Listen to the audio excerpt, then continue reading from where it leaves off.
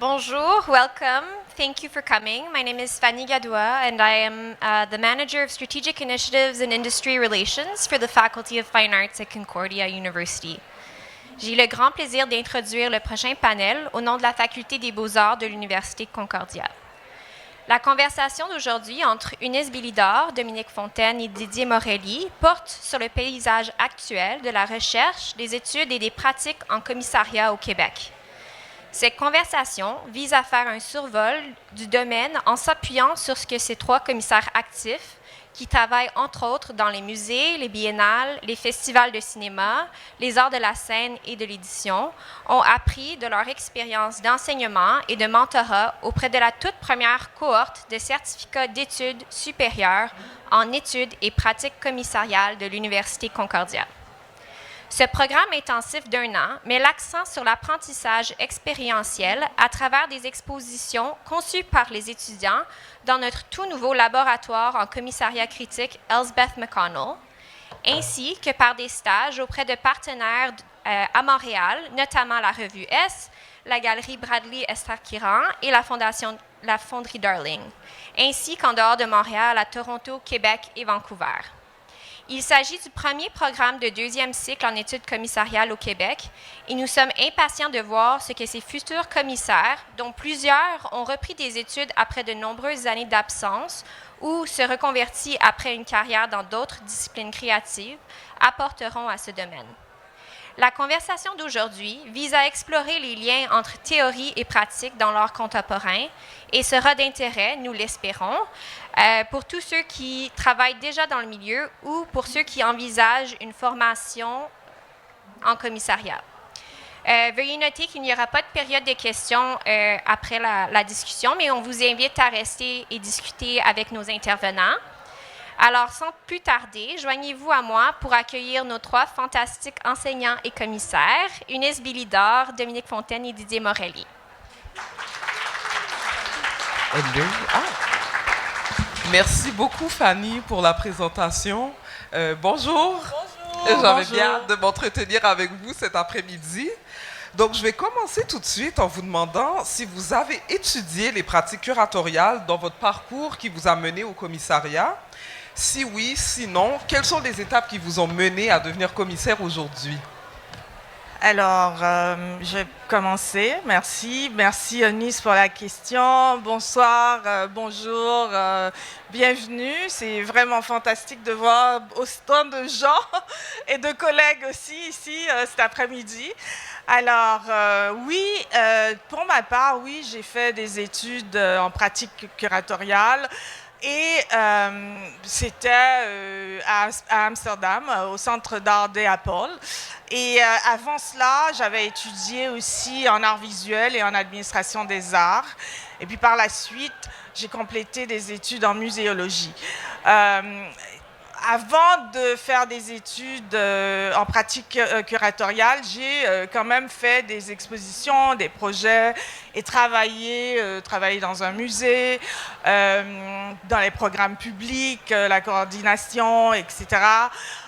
Fait des expositions personnelles, individuelles avec des artistes, travaillé dans différents contextes avant même que j'aille suivre cette formation en commissariat d'exposition.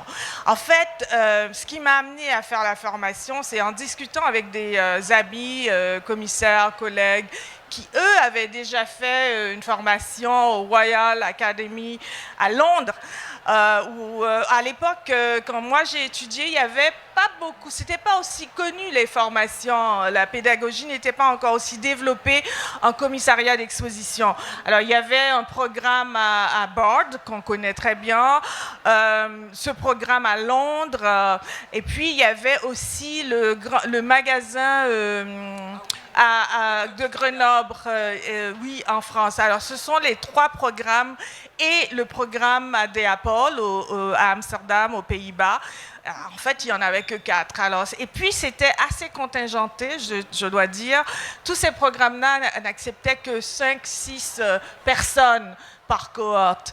Et ce qui m'a amené vraiment, c'est que je voulais me professionnaliser et je voulais comprendre comment faire ce métier et tous les rouages. Et puis aussi, on va à l'école pour apprendre autre chose aussi. Et voilà comment j'ai étudié le commissariat d'exposition. Super. Et toi, Didier? Pareillement, je veux juste vous remercier les deux pour ce fabuleux panel et cette excellente année qu'on a passée ensemble. Il y aura d'autres occasions de souligner le travail, mais je voulais juste dire que je suis vraiment honoré d'avoir passé ce temps et de tout souligner ça avec cette conférence. Donc, merci. Et je me retrouve entre vous deux, fait que je me sens vraiment bien entouré. Alors, pour moi, j'ai une démarche qui est passée à travers les études humanistes. Au début, à Concordia, j'ai étudié en liberal arts. Eunice, moi et toi, on s'est rencontrés il y a quelques années maintenant dans un cours d'histoire de l'art à Concordia. Mais c'était toujours avec une démarche plutôt de chercheur au début. Ensuite, j'ai eu une pratique artistique et j'ai aussi, dans ce contexte-là, développé des expositions où est-ce que je me trouvais un peu à titre de commissaire avec un groupe d'artistes durant la maîtrise à devoir écrire le texte pour le groupe qui allait être le texte qui cadrait l'exposition dans laquelle je me trouvais. Alors, il y avait déjà, dès le début, cette posture de chercheur-artiste, mais chercheur-artiste aussi qui devait ensuite créer le contenant dans lequel le projet allait se développer, dans lequel il y allait avoir cette exposition. Et ensuite, au courant de mon doctorat, où est-ce que j'ai continué à pousser les recherches, il y a aussi eu des événements de performance que j'ai organisés. Donc, c'était vraiment de porter plusieurs chapeaux, de se retrouver dans des contextes où est-ce qu'on travaillait avec un peu DIY, do it yourself, on fait le montage, on démonte. Donc, il y a eu des expositions dans l'arrière d'auto, dans des pick-up trucks, dans des U-Haul trucks, dans lesquels j'œuvrais, oui, comme écrivain, comme commissaire, comme artiste des fois. Donc, toujours autour de la communauté, de l'engagement ensemble. Et ensuite, ça s'est matérialisé avec des projets qui étaient plus clairement du commissariat en ligne, etc. Donc, il n'y a pas eu d'études au commissariat. C'est quelque chose qui s'est développé avec le temps, en parallèle à plusieurs autres pratiques de façon pluridisciplinaire, interdisciplinaire. Mais j'aimerais aussi souligner que ma mère était commissaire de design et de photo au Musée des Beaux-Arts de Montréal, Diane Charbonneau. Et donc, j'ai aussi une mère qui, elle-même, n'a pas étudié pour devenir commissaire, qui, elle, a étudié la philo, library sciences, les archives. Et donc, j'avais ce modèle-là de commissaire qui était une personne qui travaillait dans un musée, dans une institution, mais qui s'était pas rendu au niveau de commissaire à travers les études. Donc, j'ai l'impression que j'avais déjà ce chemin-là qui était là pour moi, que je comprenais. Et le monde du commissariat, je le comprenais aussi à travers ma propre histoire biographique, d'avoir passé du temps dans les musées, d'avoir vu comment ma mère développait une exposition. Donc, il y avait une compréhension embodied du corps qui était là dès le début, je dirais. Eunice, est-ce que tu veux ajouter c'est toi qui as posé la question, mais tu peux aussi y répondre. Oui, tout à fait. J'ai l'équivalent du certificat dans lequel j'enseigne en ce moment. Donc, j'ai fait une maîtrise en histoire de l'art à l'Université York et en même temps, j'ai fait un certificat d'études professionnelles en études et pratiques curatoriales. Et ça a vraiment été à ce moment-là, je savais que je voulais poursuivre des recherches en histoire de l'art, mais je ne savais pas exactement comment ça allait se concrétiser autrement qu'en étant professeur d'histoire de l'art, par exemple. Parce que au bac, quand on a étudié à Concordia, je n'avais pas nécessairement compris les options qui s'offraient à moi après un bac en histoire de l'art, mais je sentais que le commissariat d'exposition, ça allait me donner quelque chose de pratique, dans le fond, quelque chose de tangible à faire plutôt que de rester surtout dans ma tête. Et c'est ce qui m'a mené à faire le certificat en études curatoriales, mais j'ai vraiment... c'est le certificat qui a été pour moi le levier et le momentum là, pour me mettre dans ce milieu-là. Merci. La prochaine question, c'est moi qui vais la poser. Alors, oui, j'aimerais savoir qu'est-ce qui vous a le plus emballé dans l'invitation à être Scholar in Residence, chercheur en résidence à Concordia, et aussi d'enseigner dans ce nouveau programme universitaire d'études curatoriales.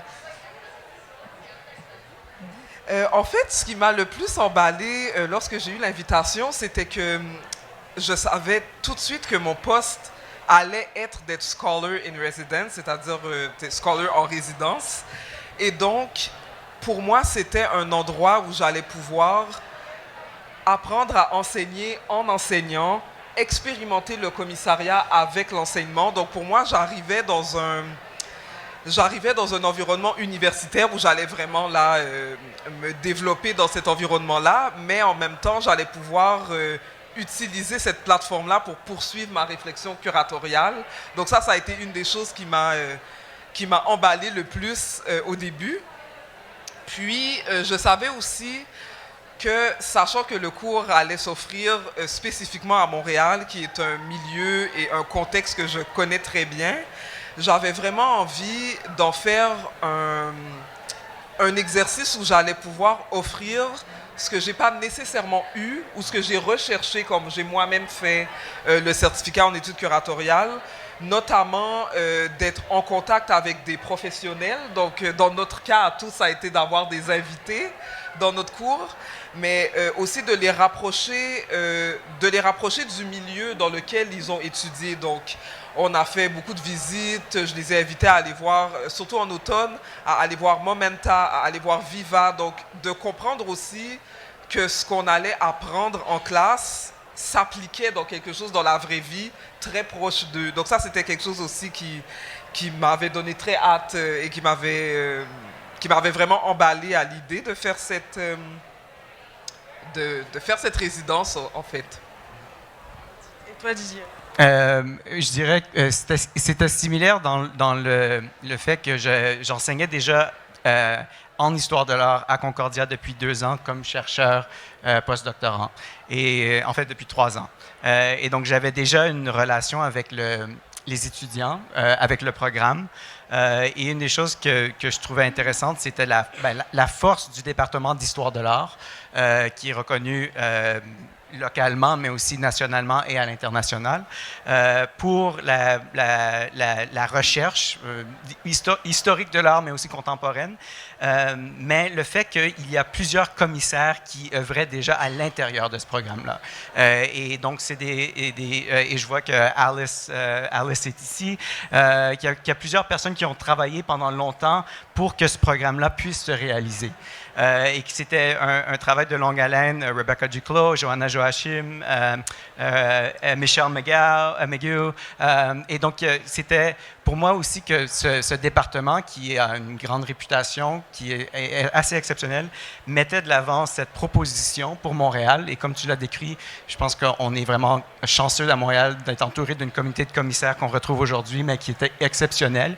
Et que d'avoir la chance de pouvoir ensuite continuer, prendre ce legs-là et l'établir avec une nouvelle génération de commissaires et de faire partie de cette équipe-là, pour moi, c'était un rêve. Et ensuite, de me retrouver avec vous deux pour le faire, assez exceptionnel. Donc, de le faire au sein de cette communauté à Concordia, au sein d'un programme aussi, et il faudrait le dire qu'on est dans le VA, donc dans un édifice très importante, et il faut souligner que c'est un édifice d'art dédié à la pratique de l'art, au bac et à la maîtrise, donc se retrouver avec des artistes à un moment important dans l'histoire de l'université, mais aussi au Québec, où est-ce qu'il faut défendre les espaces dans lesquels les artistes apprennent à faire de l'art et peuvent se rencontrer, donc pouvoir se retrouver au sein de cette communauté et contribuer à la faire grandir, pour moi, c'était vraiment exceptionnel. Et toi, alors? Non, moi, en fait, vraiment, là, je trouvais que ça manquait.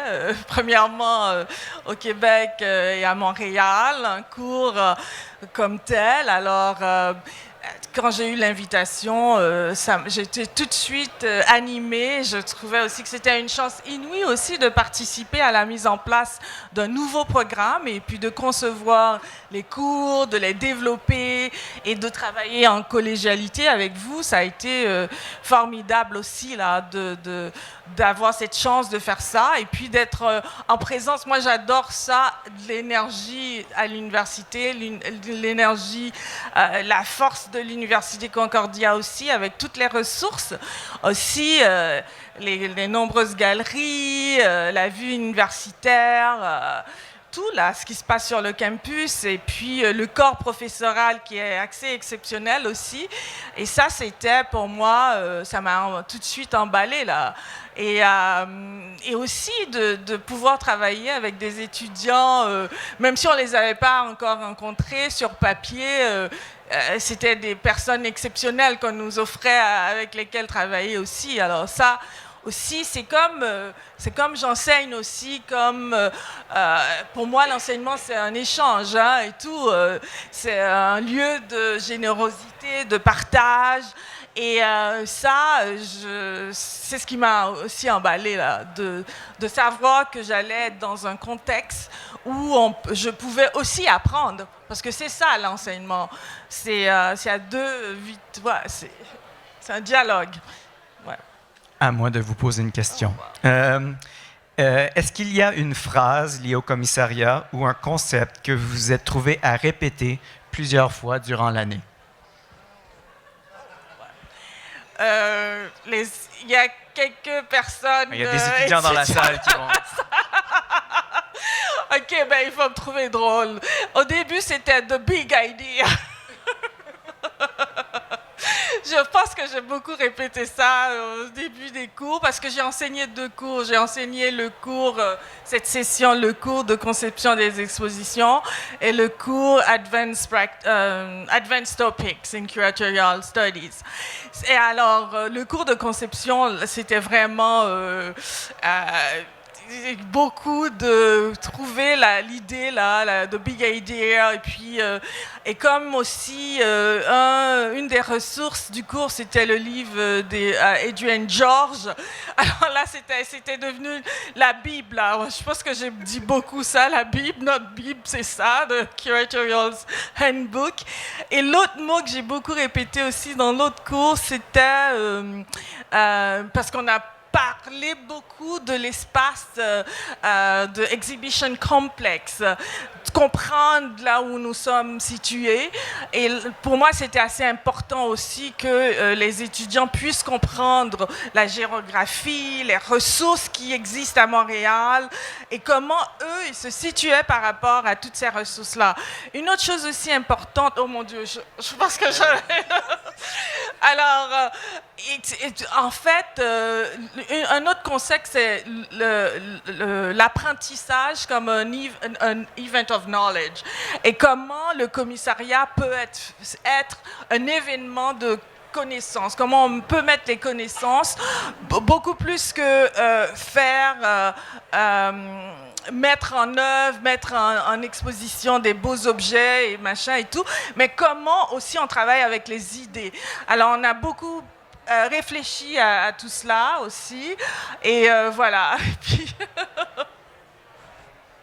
ouais, une chose que j'ai répétée en automne et en hiver, parce que cette année, j'ai enseigné, je n'ai que fait les cours théoriques d'histoire de l'art. Donc, Theory and Practice et Advanced Theory, moi aussi. Et j'ai répété souvent qu'il y a autant de pratiques commissariales qu'il y a de gens. Et j'essayais vraiment de faire comprendre aux étudiants qu'il n'y avait pas une formule, une institution, une façon de faire, mais que en s'entourant, en discutant, en visitant des différents événements, différents artistes, on développe une pensée qui nous est propre, mais qui est aussi contextualisée dans l'environnement là, dans lequel on travaille. Et chaque personne fait cette contextualisation de manière personnelle. Donc, j'ai eu certains étudiants qui étaient très il y avait quand même un tiraillement là par rapport à qu'est-ce qui était du commissariat valable, qu'est-ce qui valait, qu'est-ce qui avait plus d'importance, c'était quoi un peu la hiérarchie du commissariat. Mais ce que j'essayais vraiment de faire comprendre, c'est que s'il y avait seulement une formule, on aurait eu une histoire du commissariat, comme même l'apprentissage lui-même de la pratique aurait été différente. Tandis que, et puis j'avais ça aussi avec les invités que j'ai invités, à quel point chacun avait une démarche différente, un background différent, puis ça les a menés à développer des projets, une pensée, puis même des lieux de travail qui étaient très différents les uns des autres. Donc ça, c'est quelque chose que j'ai tant bien que mal essayé de faire comprendre, mais c'était vraiment ça, ma phrase. Et on avait une aussi. J'ai enseigné un cours théorique et un cours pratique. Dans le cours pratique, ça coïncidait avec l'ouverture et le grand processus de la Biennale à Québec. Donc, c'était have a contingency plan. Et ces choses que je leur répétais, je me le répétais à moi, je le répétais à eux, je pleurais, je le répétais. Donc, contingency était l'idée. Et ensuite, dans le cours théorique, c'était critical curatorial, qui était un concept qu'on a vu de différentes façons, mais je pense vraiment au texte que Christiana Abraham a écrit sur l'expo qu'elle a fait à Concordia, qui parlait de enhancing histories and archives à travers le commissariat, et le texte de Johanna Joachim qu'on a lu sur Black Intersectional Feminist Curatorial Studies, qui parlait de l'importance que les commissaires reconnaissent leur place, leur identité à l'intérieur d'institutions et à l'intérieur du rôle de commissariat. Donc ça, je dirais, c'est les deux concepts qui sont revenus assez régulièrement. C'est génial. Et dans le fond, est-ce que vous avez enseigné quelque chose de particulier durant votre année qui était vraiment propre à votre propre pratique de commissaire ou qui était spécifique à la façon dont vous travaillez? Oui, pour ma part, pour moi, c'était important que les étudiants soient exposés à différentes manières de faire du commissariat, comme vous aussi. Je pense qu'on a aussi fait en sorte que ce qu'on enseignait était coordonné et que c'était pas trop disparate là et tout. Alors, j'avais pas mal... j'ai invité plusieurs personnes, professionnels, artistes, différents types de professionnels du milieu aussi. Par exemple, on a fait une visite à la galerie Leonard Bean Island. On a rencontré Prakash, qui est responsable des programmes publics. On a invité quelqu'un qui est responsable, en fait, qui est une spécialiste de la durabilité. On a aussi rencontré quelqu'un qui est un spécialiste du project management pour comprendre, parce que une chose qu'il fallait comprendre aussi dans le cours de conception d'exposition, c'est que faire des expositions, 80%, c'est de l'administration. Alors, il fallait aussi comprendre comment on planifie une exposition. Et 20% des expositions, c'est l'idée. Hein? Tu peux avoir une bonne idée, mais si c'était mal planifié, tu ne peux pas mettre en exposition ton idée. Alors, il y a cela, et aussi... et puis, on a aussi lu beaucoup de textes. Et alors, la question, c'était, qu'est-ce que vous avez enseigné qui est unique?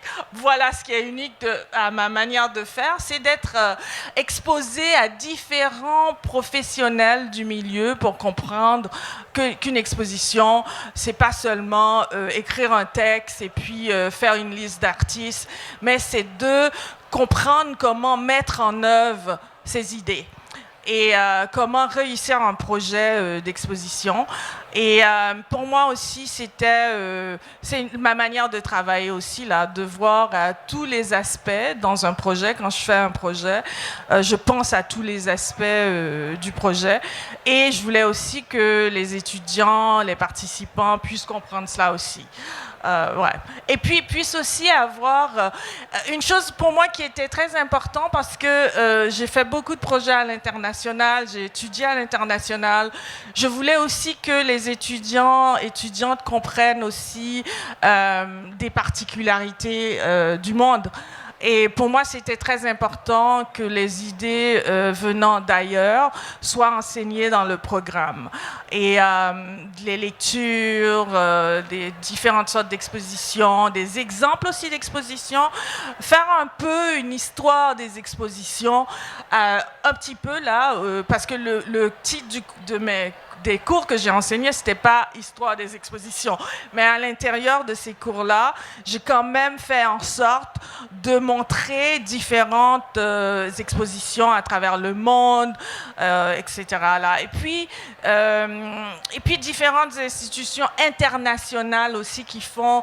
Je pense que j'ai exposé les étudiants et étudiantes à ces ressources internationales qui existent. Et c'était très important pour moi. Les invités qu'on avait, c'était des invités locaux, mais la matière était diversifiée. Ouais. Moi, je dirais que venant avec un intérêt pour l'histoire et pour le passé et pour les collections et les archives, et en travaillant sur plusieurs projets qui mettaient en valeur à Artext ou des collections, le premier cours que j'ai donné a vraiment tourné autour de cette idée-là de travailler à l'intérieur de quelque chose de circonscrit, d'un espace de collection. Donc, travailler un archive et le transformer en exposition. Donc, comment trouver les éléments à l'intérieur de n'importe quelle archive et créer un narratif, créer quelque chose qui est engageant et qui est contemporain aussi, qui nous ramène au moment présent, même si l'archive fait peut-être référence au passé. Donc, pour moi, c'était vraiment quelque chose que je mettais de l'avant parce que ça fait écho à mes recherches, mais aussi à mon background qui est d'être historien de l'art, historien de la performance et d'être vraiment engagé avec des collections, des archives, des fonds d'archives, etc. Et ça, on en a quand même beaucoup travaillé dans le cours, je pense. Et plusieurs étudiants ont vraiment, je pense, découvert une méthodologie d'aller trouver des objets qu'on n'a pas nécessairement vus ou qu'on n'a pas nécessairement discutés, mis dans un discours et les placer en conversation les uns avec les autres. Et je dirais l'autre chose, c'est la performance. Et ça, les étudiants qui montent dans le cours vont rire parce que là, il y a une règle que si tu dis performance dans ta présentation à la fin du cours, tu as 5% de plus sur ta note.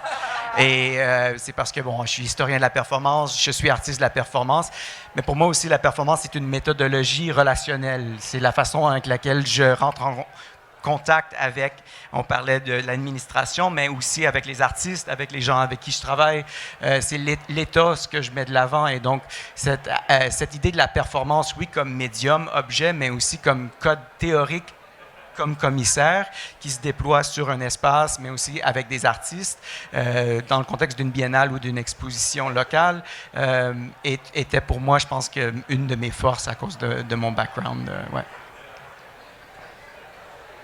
Toi, Eunice? Une chose que j'ai tenté de faire, surtout à la session d'hiver où j'avais acquis un peu plus d'expérience d'enseignement, c'était vraiment d'intégrer la notion d'hospitalité radicale dans mon enseignement en expliquant aux étudiants que le commissariat ou les recherches curatoriales, c'est toujours une recherche de réciprocité qui devrait être balancée. Donc, même si une institution invite un artiste, ça ne veut pas nécessairement dire que l'institution détient plus de pouvoir ou vice-versa.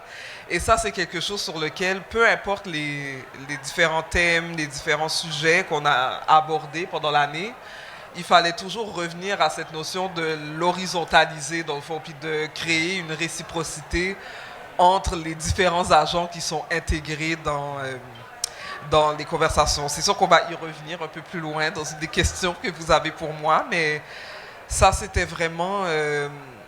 ça, c'était aussi un peu la partie expérimentation pour moi de la partie résidence du programme, parce que ça me permettait...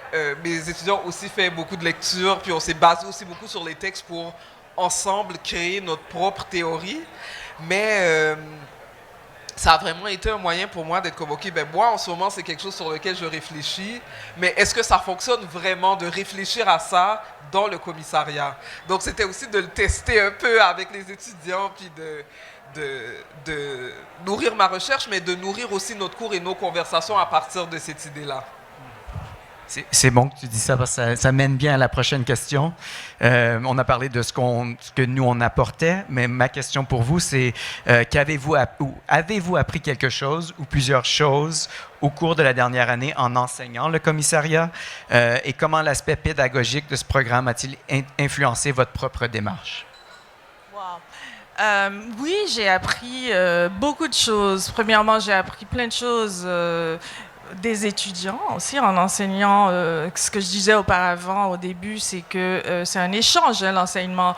Et j'ai appris des étudiants aussi, j'ai appris de l'université aussi comment on monte un programme et comment aussi il faut être flexible. Tantôt on parlait de mots là qu'il fallait. Moi, le mot que j'aime là, c'est flexibilité, parce que je pense que comment le programme a été conçu, le programme est fait sur papier et tout, mais dans l'application, il faut vraiment être une certaine flexibilité, d'ajustement, d'être ouvert aussi au changement et puis de savoir aussi. On a aussi parlé il y a un mot que j'ai beaucoup aimé et que j'ai dit à mes étudiants et étudiantes au début du programme, c'était le mot générosité. Et je pense que j'ai fait comme un exercice de générosité aussi à l'intérieur du programme. Et puis je pense que ça va aussi modifier ma manière de travailler aussi. Et générosité dans le sens que c'était la première fois que ce programme se faisait. En fait, les étudiants étaient presque des cobayes là. Et nous-mêmes, on n'avait jamais enseigné dans le programme. On a dû concevoir les cours. En fait, les cours étaient conçus, mais il fallait les développer par nous-mêmes, leur donner un sens et tout. Je ne sais pas s'il y a des personnes qui enseignent ou qui ont enseigné dans les programmes universitaires. Ce qui est affiché, la description formelle sur le site, c'est un paragraphe qui te dit, bon, voici le cours et voici les objectifs. Et c'est le prof qui doit développer les grands objectifs, les résultats pédagogiques, etc. Et tout. Et tout cela, c'est une autre manière de penser, mais qui n'est pas très loin d'être commissaire aussi, parce qu'il faut réfléchir à ce que tu veux communiquer au public, etc. Et c'est de la même chose aussi en enseignant. Et ça aussi, c'est une autre manière de penser et d'être enseigné. Moi, je suis une personne un peu hyperactive. L'enseignement, c'est comme tu es devant la classe, presque, même si on essaie de faire des choses, des ateliers et tout. Et l'enseignement, d'enseigner un cours théorique, c'est beaucoup dans la transmission, la mise en place pour que les étudiants puissent atteindre les objectifs pédagogiques aussi. Et tout cela, c'était assez exceptionnel. Moi, j'adore cet exercice-là de réfléchir, de développer le cours, le corpus, la bibliographie, les invités, les exercices, etc. Là, ça, je pense que c'est une chose que je vais sûrement appliquer dans ma manière de travailler comme commissaire par la suite. L'autre aspect de la question, c'était... je pense que j'ai répondu. Bon. Ta réponse est la mienne.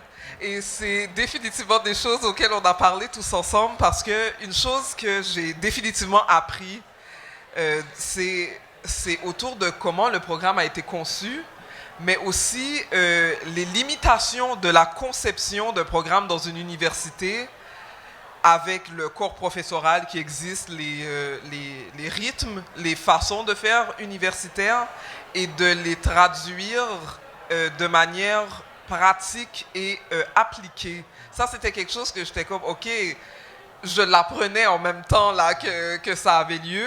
Puis ça m'a beaucoup fait questionner justement comment est-ce qu'on s'insère dans un programme qui a déjà commencé, dont les objectifs sont peut-être différent de ce qu'une réflexion curatoriale sur le sujet aurait eu l'air. Mais c'était quand même assez... ça a été assez stimulant quand même. Là, en tout cas, je dois dire que ça l'a été parce que j'ai travaillé avec vous. Là. Une des choses que j'ai dit le premier cours à mes étudiants, c'est que l'équipe de Scholar in Residence, pour ma part, est toute venue à mon mariage. Donc ça a été très facile de travailler en équipe avec Didier et Dominique. Mais, et je sais que j'aurais probablement eu un peu plus de difficultés à m'approprier le rôle et le programme si je n'avais pas travaillé avec vous. C'est la même chose. Puis, je suis aussi contente que tu parles de générosité parce que quand j'ai conçu mon syllabus pour la première session, c'est notre collègue Nicolas Pézolet, qui est le directeur du programme, je crois, qui m'a partagé son syllabus puis qui m'a permis de réfléchir à comment faire le mien puis de quoi ça a l'air de concevoir un cours. Puis au moment où j'ai fait la conception du cours, je sortais d'un congé de maladie. Donc il y a beaucoup de préparation qui s'est faite très proche du début du cours et je savais que si j'avais un ou une étudiant qui avait commencé sa session dans la situation dans laquelle je me serais retrouvé, il aurait fallu que j'agisse avec générosité envers cette personne. Donc, je me suis dit, il faut que je le demande moi aussi. Donc, je l'ai mis et c'est maintenant toujours dans mon syllabus de parler de ça. Puis, j'ai dit aux étudiants, c'est la première fois que nous, on donne le programme, mais c'est aussi comme c'est la première fois pour tout le monde. Donc, on va tous se heurter à des difficultés. Il y aura des choses qui vont fonctionner, il y a des choses qui ne vont pas fonctionner, mais ce sont toutes des choses qu'on va apprendre ensemble.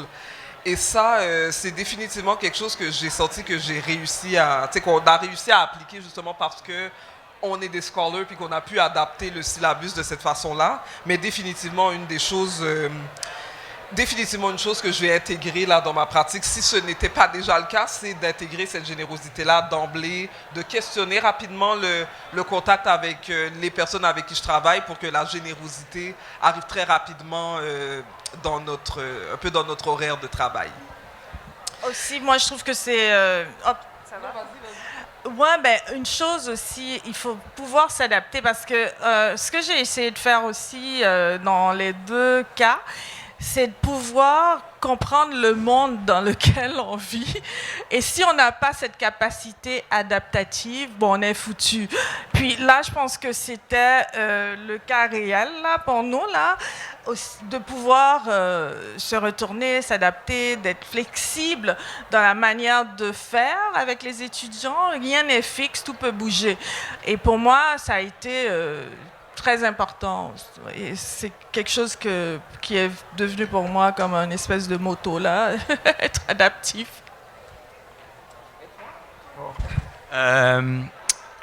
Oui, moi je dirais que peut-être ne pas ayant étudié pour être commissaire, de réaliser qu'il y a une raison pour laquelle je fais les choses que je fais de la certaine façon que j'ai fait. Donc c'était un grand privilège de passer une session au complet à lire 2 à 3 ou 4 textes qui réfléchissent au commissariat comme méthodologie et de finir la session ayant lu plusieurs personnes incroyables qui pensent à la raison pour laquelle on fait certaines choses et de jamais avoir eu le cadre dans lequel réfléchir à c'est pourquoi que je rentre en relation avec générosité ou avec une ouverture ou pourquoi je prends ces décisions. Pour moi, c'était d'apprendre que there's a reason for all these things, puis qu'il y a un cadre théorique et qu'il y a une raison d'enseigner le commissariat, pour revenir un peu à une des questions, parce que oui, ça s'enseigne à travers cette structure-là qui est mise de l'avant par des gens qui ont pensé et des gens qui font. Donc la relation entre la pratique et la théorie pour moi. Wow! Merci, merci. Alors, l'autre question que j'ai pour vous, c'est comment avez-vous constaté l'évolution des étudiants, étudiantes dans leur démarche et leur réflexion curatoriale durant l'année? Et puis, si vous pouvez nous donner un ou plusieurs exemples de la manière dont le programme a pu transformer ou du moins guider certaines pratiques de ces étudiants ou étudiantes. Ouais.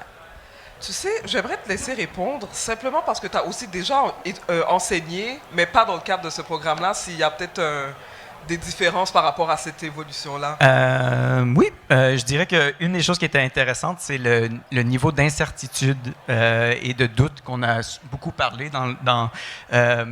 la cohorte qui arrivait, mais aussi nous qui arrivait comme commissaire Scholar in Residence, et l'incertitude d'un nouveau programme de c'est quoi le résultat final, c'est quoi le produit final, surtout dans un programme professionnel. Et pour moi, ce qui a été assez incroyable, c'est de voir des étudiants partir avec une idée. Au début, j'ai en fait aucune idée nécessairement de c'est quoi mon identité de commissaire. À travers le premier cours théorique, affirmer que mon identité est X, Y, Z parce que je m'aligne avec certaines théories ou certaines idées.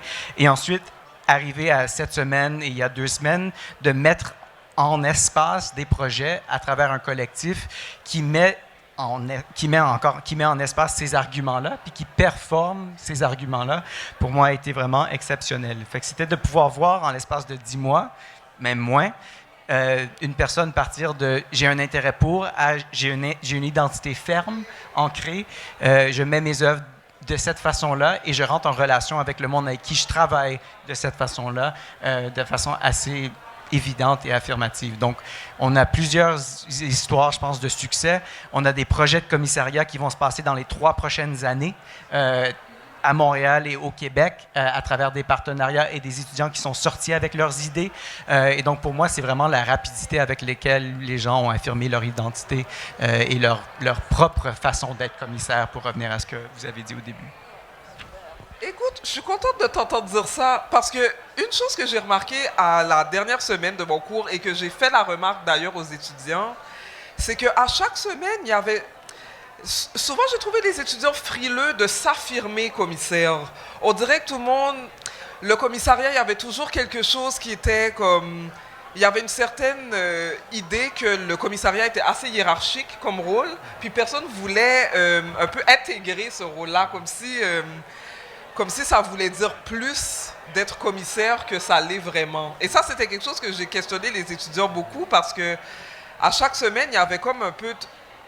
Tout le monde était ravi, je pense, de faire cette recherche-là puis de rencontrer toutes ces personnes-là. Mais je pense que d'avoir autant de versions de ce que c'est, ça les a donné un peu comme... un commissaire, ça ressemble peut-être à ça, puis moi, je ne suis pas comme ça. Malgré que je leur disais beaucoup comme... Dans ce programme-là, vous devez cosplay le ou la commissaire que vous voulez être parce que c'est le début de votre vie professionnelle. Par contre, malgré tout ça, j'ai trouvé qu'au début du programme, il y avait quand même cette quête de...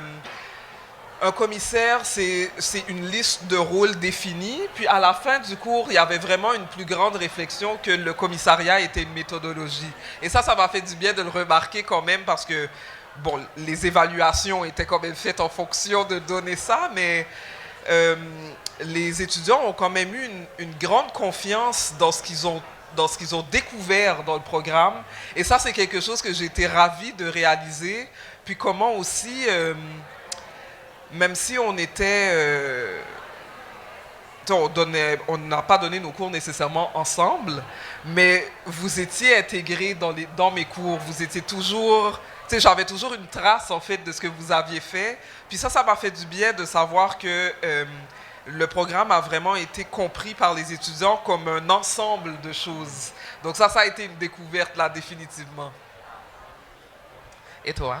Oh, ouais, moi, par rapport à l'évolution, c'était, pour moi, ça a fait tellement de bien quand il y a une des étudiantes, plusieurs aussi dernièrement, qui sont venues me voir pour me dire comment ça avait transformé les exercices qu'on a faits, les visites qu'on a, les gens qui sont venus. Il y a une étudiante, une fois après avoir fait une présentation, elle a dit que son niveau de connaissance est passé de là à là. Parce qu'elle avait fait la démarche, c'était assez ardu. Je veux dire que c'est pas facile étudier parce qu'il faut faire des travaux, il faut vraiment, c'est comme des accouchements là aussi pour les étudiants parce qu'il faut passer à travers les exercices qu'on leur donne à faire. Et ça aussi, ça fait en sorte, ça fait une forme de transformation. Et je pense que c'est ce qu'on les donne à faire et les exercices qu'on propose aux étudiants qui jouent dans cette transformation-là, qui font en sorte que les étudiants se développent ou que les connaissances augmentent. Et moi, j'ai vu les transformations. Plusieurs sont venus me dire, la semaine passée en fait, qu'il y a une personne qui est venue me dire que je me sens commissaire là. Wow, ok. C'est vraiment, ça m'a fait tellement de bien là d'entendre cela. C'était comme une affirmation que après 2 sessions, qu'elle était prête à jouer son rôle de commissaire. Wow, ça a fait vraiment beaucoup de bien. So, is this me now? The next question. Ok, on a. C'était quoi? On a. Choisis ta question préférée. Oh my God. Ok, la question que j'avais, que je vais vous poser. Bon, c'est moi qui a posé la question. Ben oui, c'est à vous maintenant de choisir. Oui, une question. Ah oui, définitivement. Ah oui, selon vous, pourquoi il est nécessaire d'enseigner des études curatoriales à Montréal? Parce que c'est quelque chose qu'on avait réalisé, il n'y a pas de programme ici. Si les étudiants voulaient faire ce programme-là de manière approfondie, de manière approfondie, ben, il fallait sortir de Montréal. Donc pour vous, qu'est-ce qui rend nécessaire un programme d'études curatoriales ici? Moi, je pense que, premièrement, pour ne pas s'improviser, pour qu'il y ait plus une meilleure compréhension de ce que c'est être commissaire, le fait d'avoir un programme, je pense que ça aide aussi d'avoir ce programme, et aussi que le programme ait lieu dans un milieu universitaire avec tellement de ressources, une superbe bibliothèque, il faut dire ça. Je vois John ici. Allô, John, le bibliothécaire en chef artiste et bibliothécaire responsable de la faculté des arts. Et aussi avec une faculté des arts aussi importante. Concordia est assez reconnue, là, produit des artistes assez incroyables. Et que le cours se donne, et le département d'histoire de l'art aussi, Alice qui est là, bravo. Et le nouveau conservateur à la galerie Bina Allen Ronald, on a quand même des ressources assez incroyables à l'Université Concordia. Le programme que se donnant là permet aussi d'aller puiser, d'avoir des exemples concrets là. C'est pas de l'abstraction ce qu'on enseigne, c'est une pratique.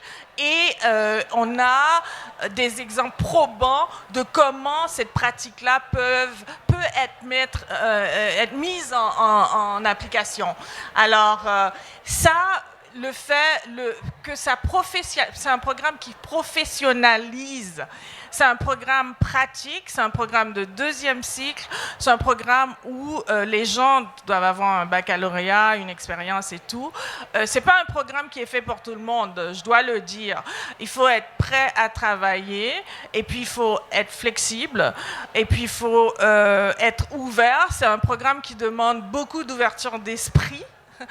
Et c'est nécessaire ce programme parce que vraiment ça professionnalise les personnes, les commissaires émergents ou les gens qui veulent juste passer une session à lire et à rencontrer des gens, faire des exercices en groupe et travailler d'une autre manière aussi en tant que commissaire. Alors, moi je trouve que c'est nécessaire qu'il existe un programme en français, non en anglais, oh my God. Le programme se donne en anglais.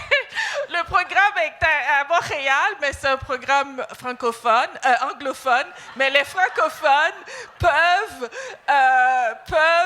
écrire et communiquer en français, mais les présentations se font en anglais. Mais les devoirs, les travaux peuvent se faire en français. Et voilà. Mais c'est un programme ouvert à tout le monde. Et pour les francophones, c'est une grande opportunité aussi de pratiquer l'anglais et d'être... oui, c'est bien aussi. Alors, absolument, là. Je vais juste dire écho à tout ce que tu as dit, Dominique, et aussi les étudiants qui quittent le programme ou qui sont dans le programme sont des commissaires indépendants, à titre indépendant. Et il y a un manque en ce moment pour une structure, pour des barèmes, pour une compréhension de qu'est-ce qu'être commissaire indépendant et comment être en solidarité avec d'autres commissaires indépendants. Et je sais que c'est des conversations qu'on a beaucoup. Et donc, pour moi, c'est important que les étudiants fassent partie de cette conversation-là et aident à structurer le futur du commissariat indépendant au Québec et continuer à porter le legs. Oui, je vais conclure en disant que j'ai un côté quand même un peu chauvin, étant originaire de Montréal, où je pense que ça vaut vraiment la peine qu'on puisse offrir ce programme-là, notamment parce qu'on est la ville où les gens vont venir en tant qu'artistes pour travailler, pour justement devenir un artiste professionnel. Souvent, le passage par Montréal est un peu un passage obligé. Donc, dans ce sens-là, on est vraiment un hub de création de cet écosystème artistique. Et donc, pour moi, c'est très important que dans cet écosystème-là, l'enseignement du commissariat soit inclus parce que ça, justement, comme je disais, c'est une question d'hospitalité. Puis c'est vraiment un lieu qui permet de mettre en commun des gens, de mettre en commun des discussions. Donc, je pense que dans ce sens-là, Montréal est une très bonne place pour faire ce programme-là. Et voilà, sinon vous avez tout dit. Oui, merci. Mais il y a deux questions importantes dans le bloc 3. Il y a une question que Didier voulait poser, puis il y a une que je voulais poser. Bloc 3. Ah oui, Ouais. celle-ci. Ouais. OK, je vais la poser. Je vous la pose, je ne la répondrai pas. Avec si peu d'emplois, c'est bien celle-là? Ah oui, OK, oui. Avec si peu d'emplois de commissariat à temps plein et beaucoup plus d'appelés que d'élus, comment justifier la formation d'un plus grand nombre d'entre nous? Puisque nous achevons, je vais donner une réponse brève, mais ça revient à ce qu'on s'est dit dans la conversation, soit que de regarder le commissariat comme une méthode. Et donc, c'est un peu comme les personnes qui sont bonnes à faire des casse-têtes, ça va leur permettre de résoudre certains problèmes un peu plus facilement. La réflexion curatoriale permet ça aussi. Ça ne veut pas nécessairement dire que tu étudies dans le but de faire un certain travail, mais tu fais ce travail-là pour étendre ta pensée d'une manière différente. Donc pour moi, c'est ce qui donne l'importance à ça. Moi, je pense qu'il faut être inventif. C'est sûr qu'il n'y a pas 10 000 emplois qui sont affichés là et c'est très contingenté là. Il faut pouvoir se créer des choses et faire d'autres choses aussi. La polyvalence, c'est quelque chose qu'il faudrait enseigner. Et je crois que rentrer dans ce programme-là, c'est quelque chose que moi, si j'enseigne d'autres cours encore, cet été on enseigne, Didier et moi un cours, je vais quand même l'appliquer, la polyvalence. Le cours, oui, ça vous donne une structure, ça vous donne un background théorique, mais il faut aussi penser à faire autre chose. Par exemple, je prends mon exemple personnel, là, j'ai toujours fait plusieurs choses. Alors, il n'y a pas une manière, comme tu disais, d'être commissaire. Alors, cette formation-là permet aussi aux gens de devenir multitasking, de pouvoir faire plusieurs choses. Alors, c'est oui que c'est non, tout le monde ne va pas trouver un emploi après, là. Mais, comme Didier disait, à la fin du programme, les personnes graduées, diplômées vont devenir des commissaires indépendantes, et vont pouvoir faire des projets indépendants, s'associer à des lieux. Ça demande beaucoup d'agilité pour être commissaire indépendant. Alors, je pense que nous, notre enseignement, on enseigne l'agilité. Ouais. Nous sommes aussi très agiles. Merci pour votre temps. Merci d'avoir Merci fait à ce tout le monde. panel. Merci. Merci de votre présence. Merci à vous. Merci d'être ici ce soir, cet après-midi avec nous. Un beau dimanche après-midi. Alors, profitez de la foire et du fleuve. Au revoir.